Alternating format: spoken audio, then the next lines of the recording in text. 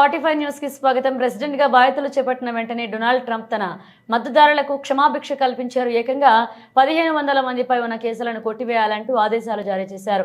2020లో జరిగిన అధ్యక్ష ఎన్నికల్లో ట్రంప్ ఓటమి పాలనే విషయం తెలిసిందే. అయితే ఈ ఓటమిని తట్టుకోలేక 2021 జనవరి 6న ట్రంప్ మద్దతుదారుల హింసకు పాల్పడ్డారు.